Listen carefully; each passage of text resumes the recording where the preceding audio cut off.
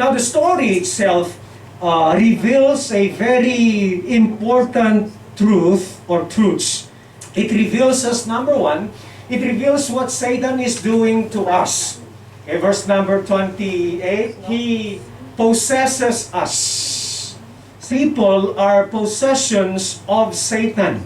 John chapter 8 and verse number, I think 48, you and your father, the devil. Sabi dyan, when he came to the other side, to the country of Gadarenes, two demon-possessed men met him, coming out of the tomb so fierce that no one could pass that way.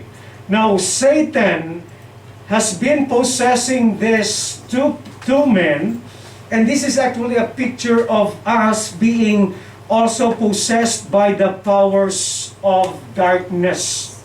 Okay? We have been possessed by sin. In fact, that's the reason why we have been rejected or we have been separated from the presence of God, because we are possessed not by God anymore, but we are possessed by the power of darkness. How that happened? How was that happen? Well, it happened in Genesis chapter 3, when men, Adam and Eve, disobeyed God. And because of that, they disobeyed the Lord. The result of that, they were separated from the presence of God.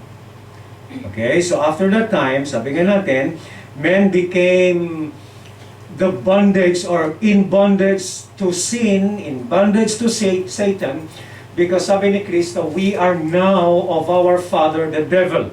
So anyone who has no Christ in their lives, they are possessed by Satan because of their sins. And when Satan is possessing you, for example, anong mangyari sa iyo? Well, tingnan mo to yung nangyari sa dalawang demon-possessed men. Anong nangyari? They were living in tombs. They were so fierce. But alam niyo po, anyone who has no Christ in their lives, they have been possessed by the enemy, by Satan himself.